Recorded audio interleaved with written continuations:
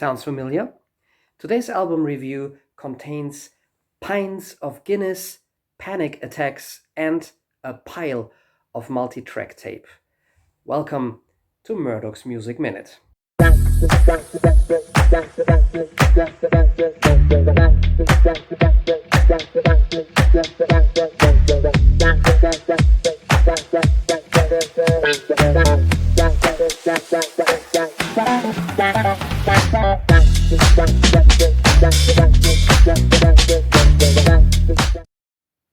Today I'm talking about the famous debut album Tubular Bells by Mike Oldfield, who for a lot of people is a kind of young genius, while a lot of other listeners will immediately go when hearing either his name or the name Tubular Bells mentioned.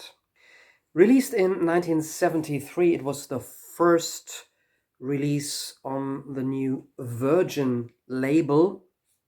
But what makes this really special is that the artist and composer himself, Mike Oldfield, was only 20 years old when it was released and 19 years old when he wrote and recorded this piece.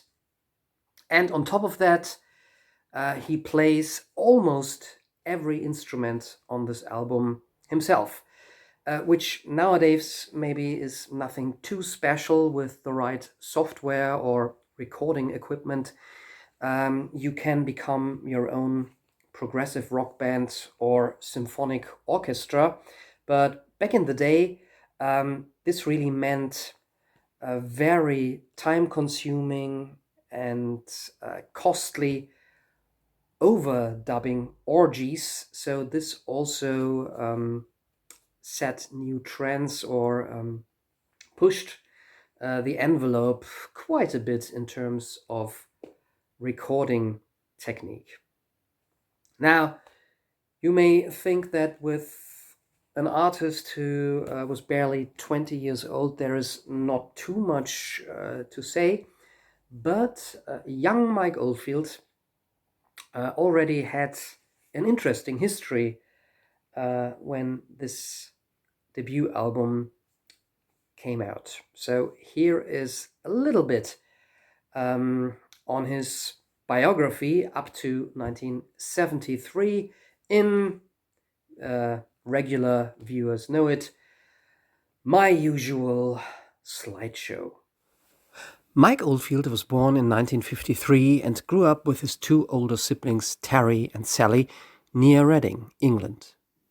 His father Raymond was a general practitioner. His mother Maureen, who was Irish, originally had worked as a nurse.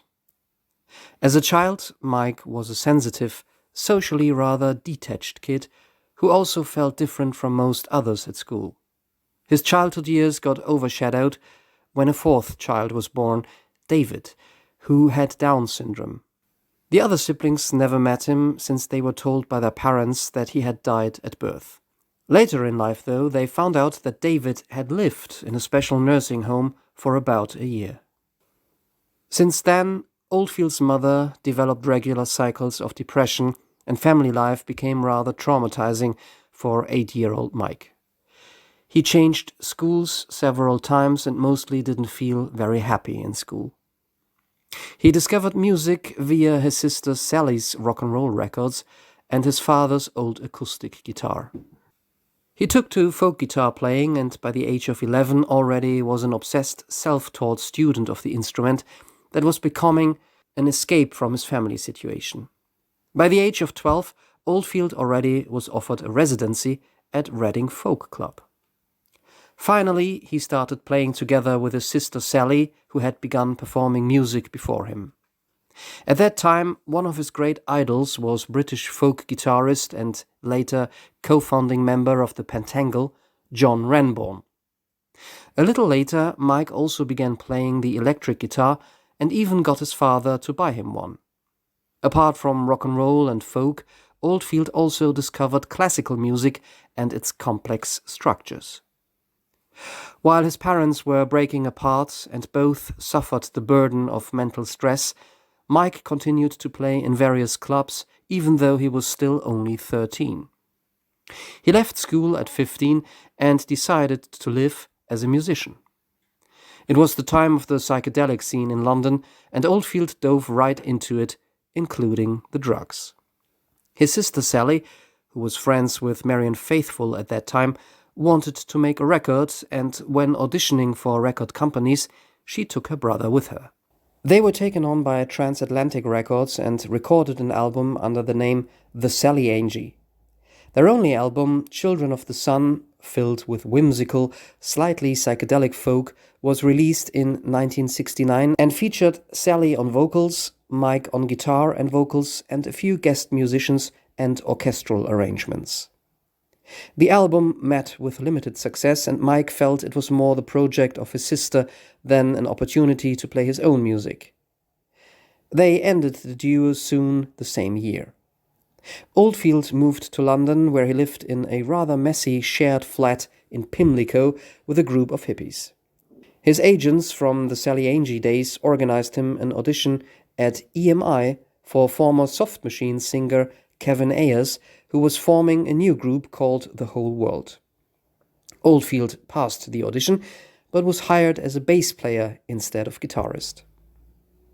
Through the band's pianist, David Bedford, Oldfield was introduced to avant-garde music. He recorded 2 albums and toured with Kevin Ayers and The Whole World between 1970 and 71. However, he grew more and more dissatisfied with his limited role as a bass player. In addition to that, Oldfield started suffering from panic attacks, either fueled by his frequent consumption of drugs or the mentally straining experiences at home. After one fundamentally horrifying attack, he suffered a sort of breakdown and returned to his parents' home for a while. And it was possibly there, while he was listening to lots of classical music, trying to calm down, that he developed the first ideas for Tubular Bells. The panic attacks should haunt Oldfield until the end of the 1970s.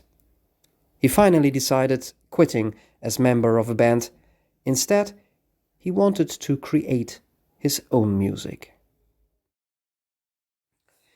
And this is where finally Mike Oldfield crosses paths with a young Richard Branson, who had already become a kind of entrepreneur. He came from a wealthy background and had just decided to dabble with recording and with the music business. Branson's original idea was to set up a studio. For that purpose, he had purchased an old squash court, not just the squash court, but an old mansion that had included an old squash court, and the idea was to convert this room into a recording studio. Mike Oldfield was hired as a session bass player, I think, for a band that wanted to try out that new studio. The studio wasn't really finished by then, but Oldfield took the opportunity to play his demo to the then overseeing sound technician and head of the studio, a guy called Tom Newman, who also, apart from being interested in Oldfield's music, apparently the two got along quite well. And Newman was so impressed that he offered to play the demo that Oldfield had recorded at home, which back in the early 70s already was extremely revolutionary. To play this demo or to show it to Richard Branson. To record a home demo by overdubbing yourself must have been a painstaking process back in the 1970s, but somehow Oldfield experimented with the tape machine and found a way to add layer on layer on his demo tape, and he had taped a home demo version all by himself of basically most of part 1 of Tubular Bells. I think this demo is available these days. I've never heard it, but I guess for Oldfield fans at least, it must be fascinating to hear this home demo version of what would become Tubular Bells. Branson was impressed enough with what he had heard that he granted Oldfield a week of studio time in his new studio at the Manor, which slowly was completed and equipped with the latest recording equipment, to give him the opportunity to properly record his Opus 1, which then would become the album Tubular Bells. So, track by track, Oldfield indeed recorded each of the lines, all of the instruments himself, also using an early form of the click track for that in order to keep the timing, which of course is especially important if you're not playing simultaneously as a band, but if you need to play the same part over and over again on your own. So they had a metronome, placed it in front of a microphone, and the click of the metronome was then sent to headphones so that Oldfield could record each track in the same speed and with the same timing.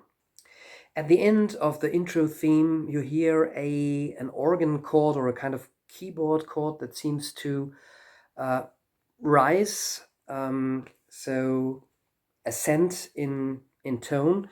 Back then, of course, pitch bending wasn't possible on a keyboard.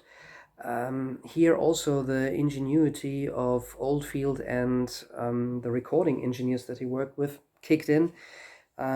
So apparently they achieved this effect by recording the chord as a tape loop and then having the loop run infinitely and increasing the speed of the tape machine. And the final product then is an organ chord that seems to rise in pitch.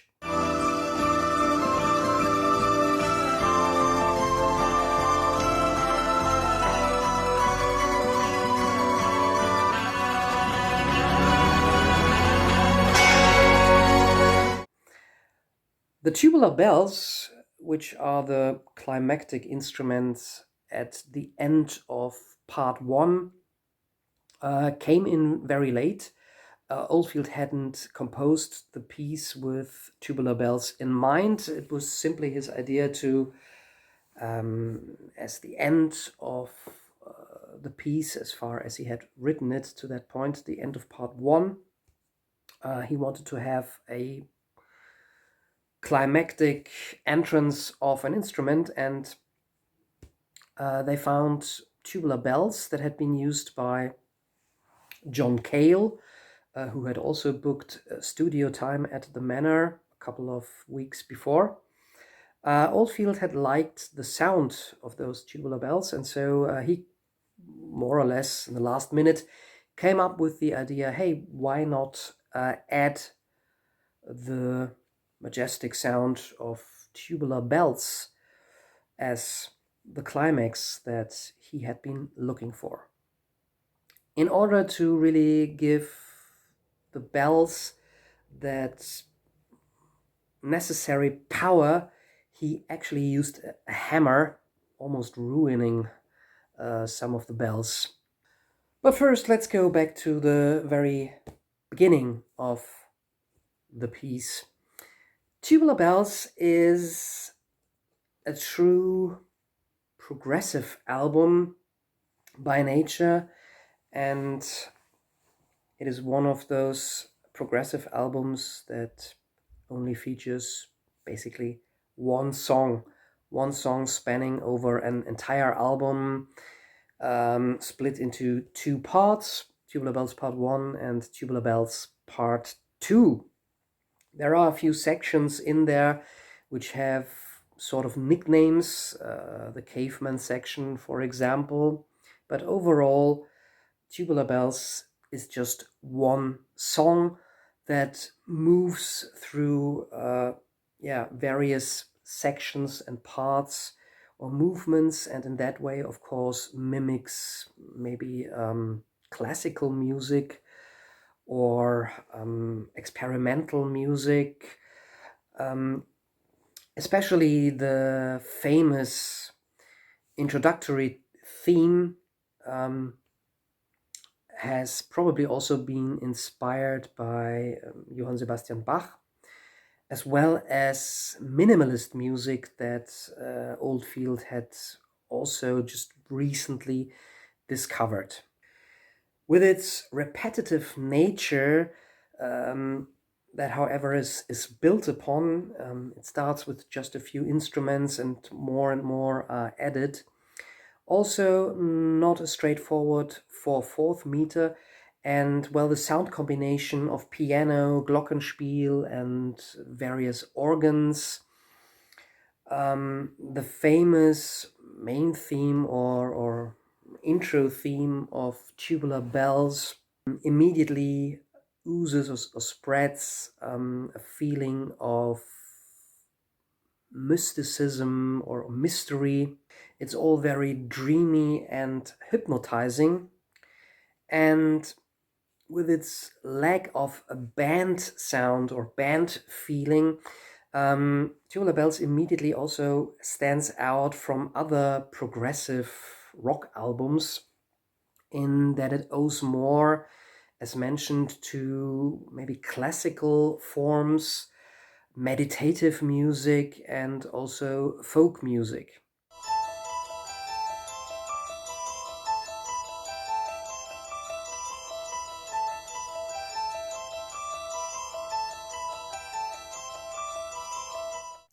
Even the electric guitars played by Oldfield sound different from your ordinary rock band's guitar, also due to Oldfield's very unique individual playing style and tone that he gets out from his guitar.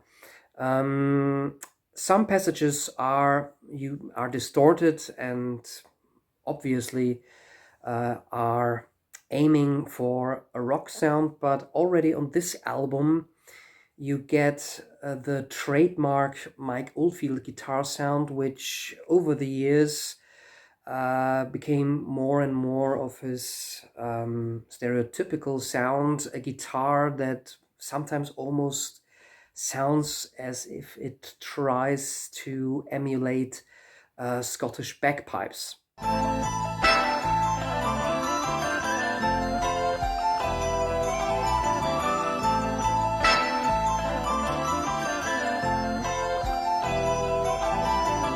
Despite its overall dreamy, very pastoral and melodic nature, also its repetitive nature, there are interesting dynamics throughout this entire piece, with sometimes sudden, very brash outbreaks from the guitar, or sudden unexpected keyboard stabs, which maybe also reflect a little bit of the emotional turmoil Oldfield was going through. And I think with this piece he tried to also deal with this, with his emotional turmoils, and on the one hand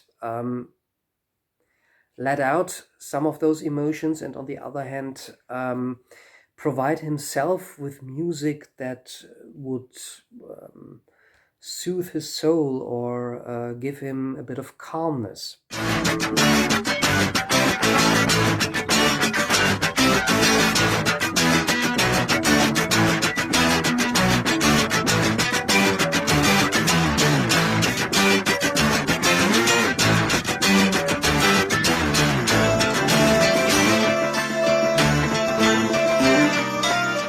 This all might sound a little bit like psychotherapy in a music studio, but there is also a lot of humor to Tubular Bells.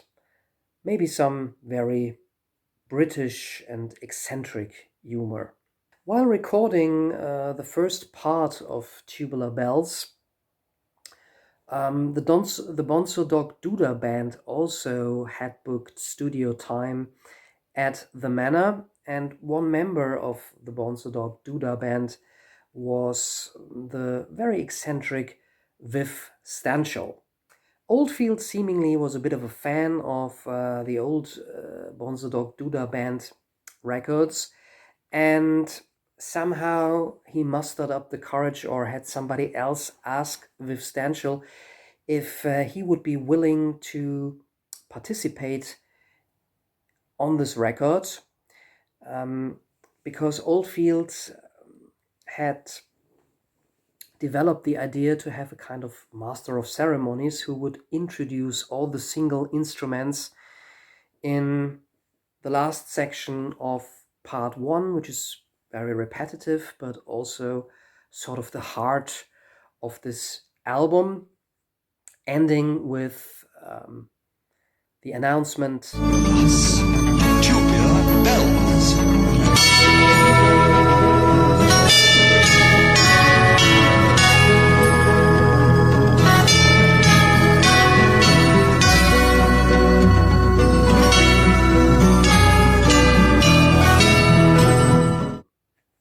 Stanshall, always a fan of, well, eccentric actions, agreed to do it, and apparently had a lot of fun introducing all the single instruments for the album.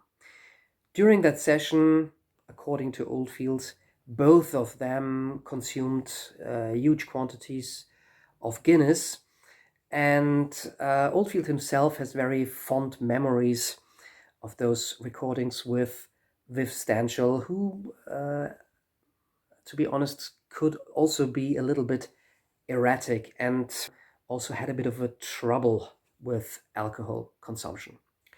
With his Virgin Studio taking off, Richard Branson soon also developed the idea to actually found a record label and turn the Virgin Company into a record label.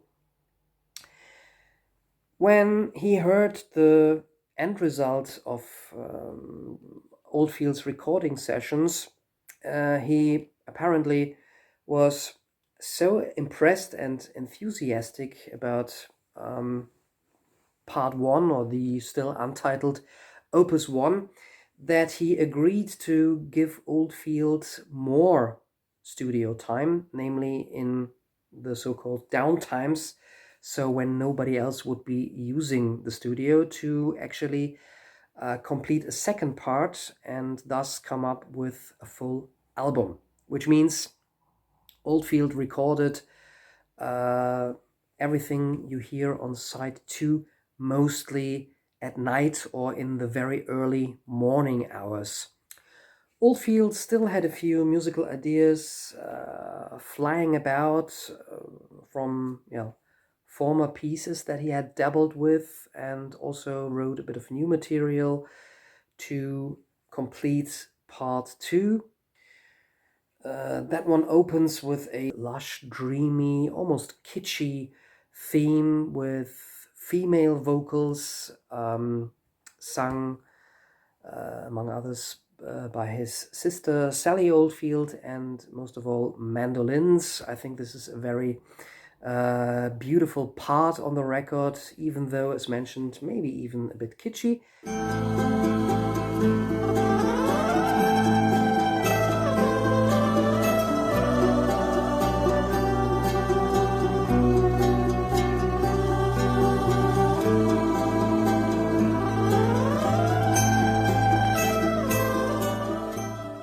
And that, in typical fashion of Tubular Bells, I've mentioned the dynamics and ups and downs of this record, or it's like waves. That section then unexpectedly turns into a quite dramatic, a bit plodding theme, including timpani, which becomes more and more cacophonic, but then turns into a part that includes drums, the only part on this album with drums, played by Steve Broughton from the Edgar Broughton Band.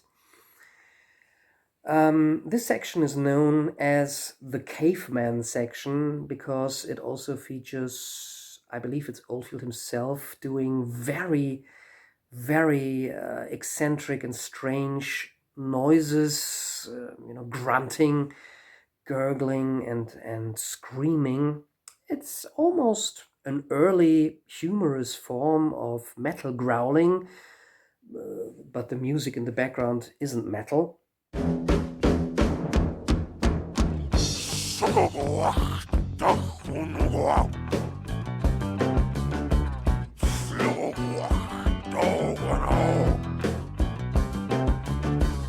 This also is a good example for the very eccentric kind of humor that is interwoven on this record, and it's also a section that, for the uninitiated, might be a bit irritating, but that's what makes the charm of Tubular Bells.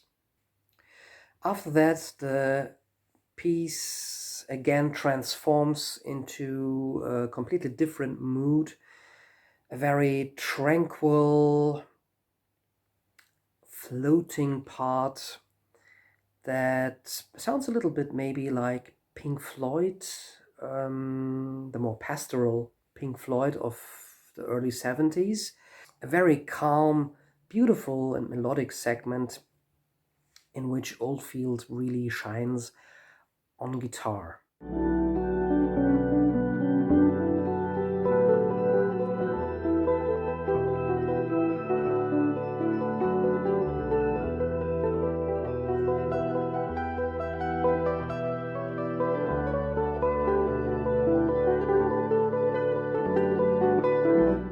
Any serious prog rock band maybe would have closed the album with that section, but being the juvenile joker that Oldfield was at this point, instead Tubular Bells ends with a very fun rendition or interpretation of the famous shanty or folk standard, the Sailor's Hornpipe, which increases in speed and sort of sends the listener out of this record in a kind of hootenanny at the pub style. As a kid, I always had the image of dancing dwarfs when listening to this final part, which, when I was really young and discovered Tubular Bells for the first time, was my favorite part of the record. And speaking of being young, Oldfield was only 19. I was probably about 5 or 6 years old when I heard Tubular Bells for the first time in the collection of my parents, and it was extremely evocative music for me. It's music that creates images in your head. It's like, going on an imaginary journey, or like reading a fairy tale in your mind. And it's a record that has accompanied me ever since actually.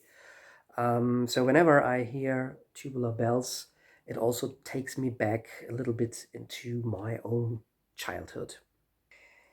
Editing together the whole album and mixing it from the probably kilometers of multi-track tape used also was quite hard work. But finally, in 1973, the album was finished and was released as the first album on the new Virgin label. So this was also the maiden voyage for Richard Branson's Virgin record label. My copy here definitely is not from 1973. It's a remastered version from 2009. Comes with extensive liner notes, everything you would like to know about the recording process of Tubular Bells. Also, they did not recreate the original Virgin label. This is a Mercury Universal Music re-release, actually. The album, ever since its original release, has been re-released and remixed, remastered in several versions. So when I listened to this one for the first time, it was a bit of a new experience, because indeed, at least some sections sound very different from the version I know from my childhood. In fact, this remix has put a few instruments to the forefront, which were not as audible on the original mix that I know, the original 1973 mix. And other instruments, other sections that are sort of ingrained in my brain from the original recording as I know it, are not as prominent on this remix. So I had to get used to this one a little bit, but it's also a very crisp and beautiful mix of Tubular Bells. Just a little bit different if you are familiar with what I believe to be the original 1973 mix. As much as the Tubular Bells were a spontaneous addition during the recording sessions, also the title Tubular Bells was more or less kind of impromptu suggestion by Oldfield, who for the longest time had no idea how to actually, or what to call this album. The cover design by an artist called Trevor Key has since become iconic as well, and Oldfield has used or reused and used variations of this image for live recordings as well as sequels of Tubular Bells. At one point I lost count, but I think there are at least 3 official Tubular Bells. This one, and Tubular Bells 2 in the early 90s. There's a Tubular Bells 3, I believe, and then something in between called the Millennium Bell. But to be honest, apart from Tubular Bells 2, which is also a very decent album, this is the only Tubular Bells I think you really need to have. The album quickly turned from an underground tip to a substantial commercial success when it was promoted by famous radio DJs, most of all John Peel, who back in the 70s, early 70s, still was an avid fan of more psychedelic experimental music. I, as somebody born in the 80s, rather know John Peel as a big fan of punk, power pop, and post-punk music that he later turned to. So in the UK, this already was a quite well-known and popular album, but the worldwide success came with a horror movie.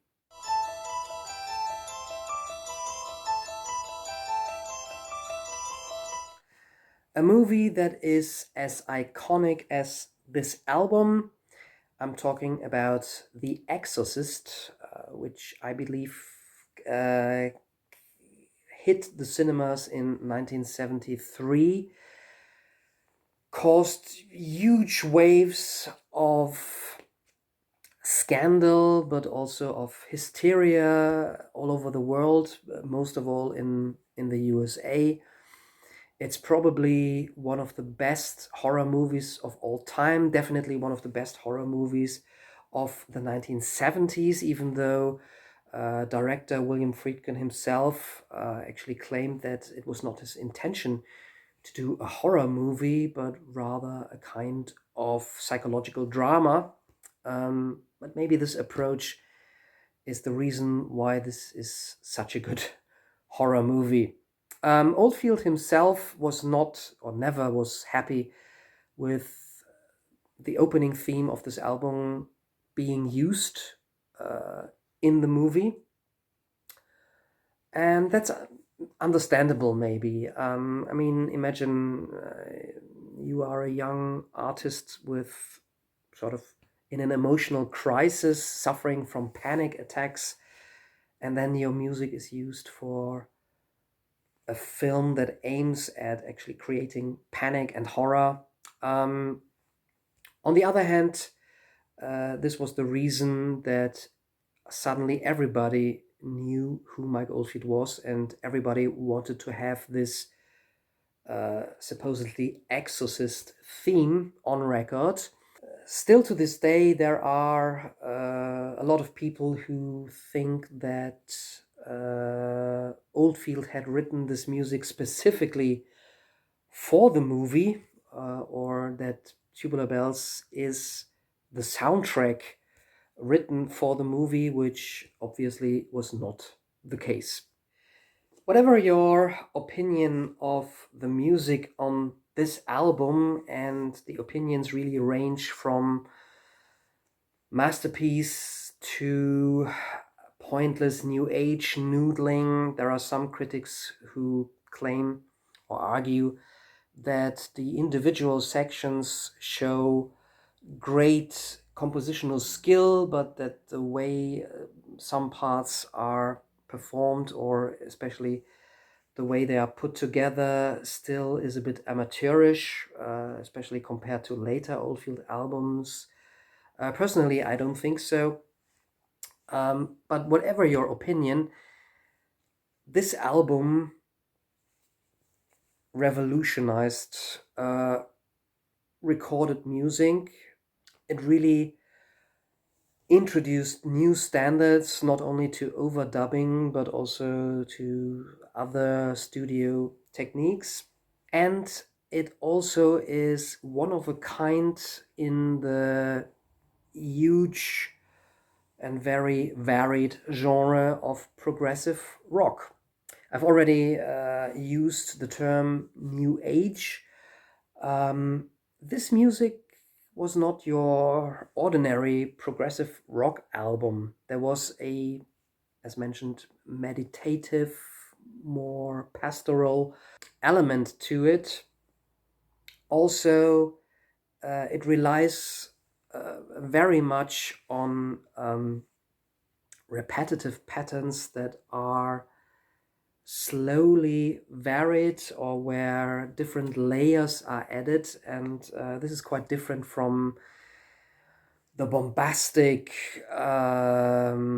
solo monsters by bands like, for instance, Emerson, Lake and Palmer, or the harsh, more jazz influenced experimentation of King Crimson. So arguably this maybe also opened the door for indeed background new age music, which can rather be seen as inoffensive sound wallpapers. But Tubular Bells, to me, always will have something magical about it. I don't find it repetitive or easy listening. It's easy on the ear, at least most parts of it, but that doesn't make it insubstantial music. Maybe it's also got something to do with this album being so very much linked to my childhood, and I guess a lot of viewers can relate to that. There are certain albums that we discover or hear for the first time when we are children, and due to that, we also experience those albums in somehow a different way, maybe than as if we had heard them for the first time in, say, our teenage years or in our early 20s. I still would probably love this album, but it would be a different listening experience. So with that being said, probably it's no surprise to you that this is one of my very favorite albums of all time. I can almost listen to this in any mood, and it always has a very positive effect on me.